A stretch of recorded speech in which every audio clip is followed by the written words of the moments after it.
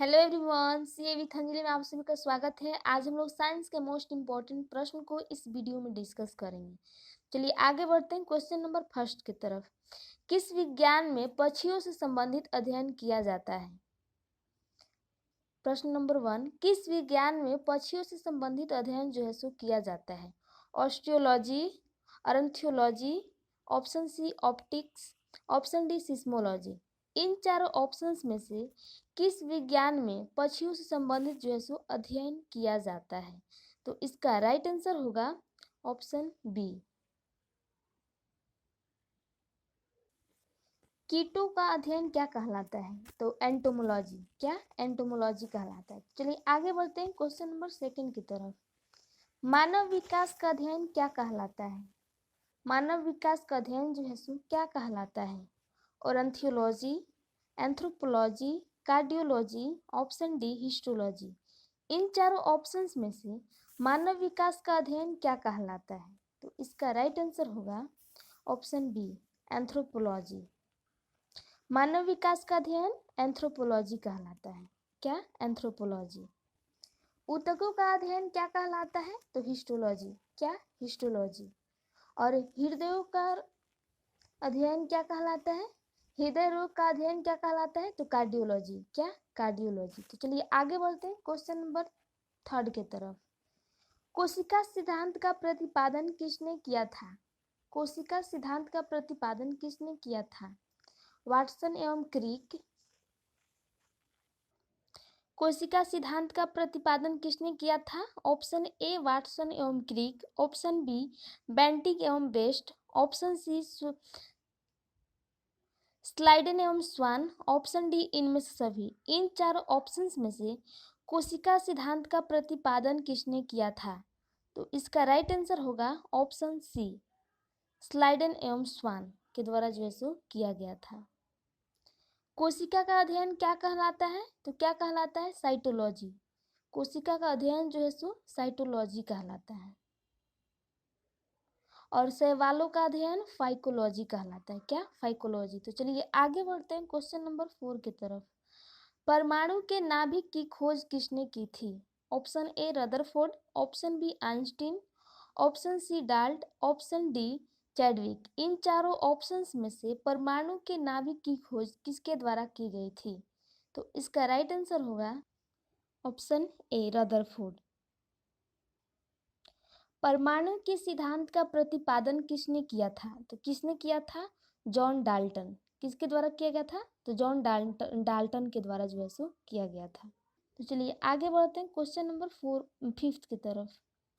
Radio activity की खोज किसने की थी? Joseph Priestley, option B Aryabhatta, option C madam Curie, option D Henri Becquerel. तो इसका राइट आंसर होगा ऑप्शन डी हेनरी बुकरल के द्वारा जो है सो रेडियो एक्टिविटी की खोज की गई थी। तो चलिए आगे बढ़ते हैं क्वेश्चन नंबर 6 की तरफ। किस अक्रिय गैस का उपयोग विद्युत बल्ब में किया जाता है? किस अक्रिय गैस का उपयोग जो है सो विद्युत बल्ब में किया जाता है? Option A argon, option B radon, option C helium या फिर ऑप्शन डी जेनॉन। इन चार ऑप्शंस में से अक्रिय गैस का उपयोग विद्युत बल्ब में किया जाता है। तो इसका राइट आंसर होगा ऑप्शन ए आर्गन। आर्गन का द्रव्यमान कितना होता है? तो 40। कितना? 40। आर्गन की खोज किसने की? तो किसके द्वारा किया गया? रैमजे के द्वारा। किसके द्वारा? रैमजे के द्वारा जो है सो किया गया। तो चलिए आगे बढ़ते हैं क्वेश्चन नंबर 7 की तरफ। भारत के प्रथम परमाणु रिएक्टर किस नाम से जाना जाता है? Option A Trombay, option B Apsara, option C Agni, option D नाग। इन चारों ऑप्शंस में से भारत के प्रथम परमाणु रिएक्टर किस नाम से जाना जाता है? तो इसका राइट आंसर होगा ऑप्शन बी अप्सरा के नाम से। अगर आपसे पूछा जाता है परमाणु में अवस्थित सबसे हल्का कण, सबसे हल्का कण इलेक्ट्रॉन। प्रथम परमाणु बम कब बनाया गया था? तो 1945 में। तो चलिए आगे बढ़ते हैं क्वेश्चन नंबर 8 की तरफ।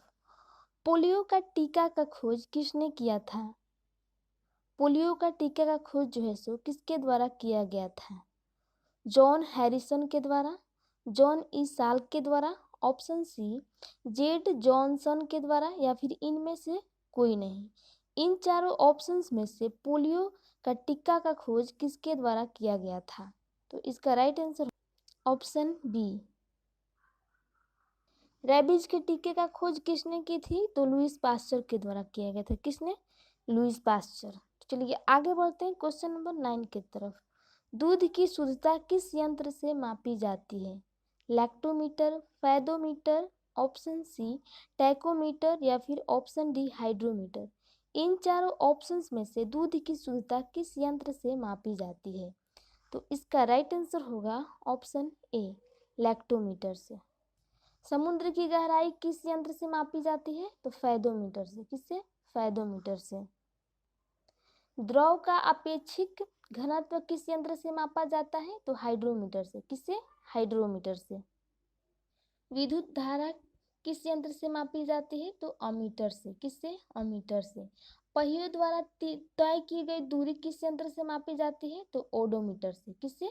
ओडोमीटर से। भूकंप को किस यंत्र से मापा जाता है? तो सिस्मोग्राफी से। किसमें? सिस्मोग्राफ। और वर्षा किससे मापा जाता है? तो रेनगेज से। किसे? रेनगेज से। तो चलिए आगे बढ़ते हैं क्वेश्चन नंबर 10 की तरफ। शुष्क सेल में किस तरह की ऊर्जा निहित होती है? शुष्क सेल में किस तरह की जो है सो ऊर्जा निहित होती है? ऑप्शन ए यांत्रिक ऊर्जा, ऑप्शन बी वैद्युतिक ऊर्जा, ऑप्शन सी ताप, ऑप्शन डी रासायनिक। इन चारों ऑप्शंस में से शुष्क सेल में किस तरह की ऊर्जा निहित होती है? तो इसका राइट आंसर होगा ऑप्शन डी रासायनिक ऊर्जा।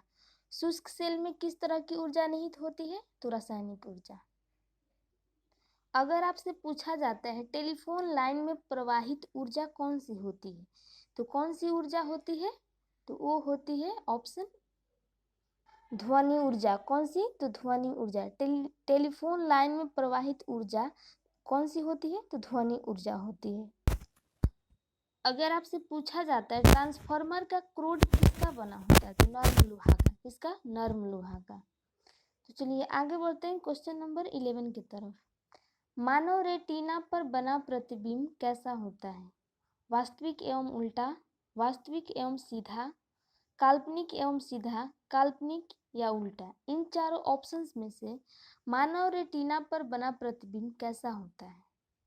तो इसका राइट आंसर होगा ऑप्शन बी वास्तविक एवं उल्टा। कैसा होता है?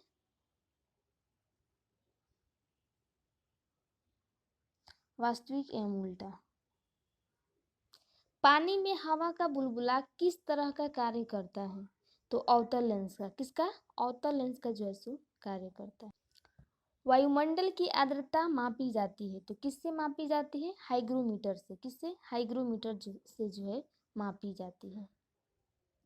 वायुमंडलीय दाब की माप जो है सो किससे की जाती है? वायुमंडल की दाब की माप किससे की जाती है? तो बैरोमीटर से। किससे?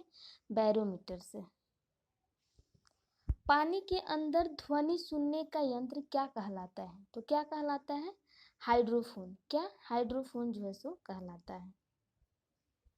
टेलीफोन लाइन में प्रवाहित ऊर्जा? तो ध्वनि ऊर्जा। कौन सी ऊर्जा जो है सो टेलीफोन लाइन में प्रवाहित होती है? तो ध्वनि ऊर्जा। मोटर गाड़ी के चालक के सामने लगा मिरर कौन सा होता है? कौन सा? उत्तल दर्पण। मोटर गाड़ी के चालक के सामने उत्तल दर्पण जो है सो लगा रहता है। उत्तल दर्पण पे बना प्रतिबिंब कैसा होता है? तो कैसा होता है? काल्पनिक तथा सीधा। कैसा? काल्पनिक तथा सीधा होता है। तो चलिए थैंक यू। आज के लिए बस इतना ही। अगर ये वीडियो आप लोग को अच्छा लगे तो लाइक करिएगा, शेयर करिएगा, चैनल का सब्सक्राइब जरूर करिएगा।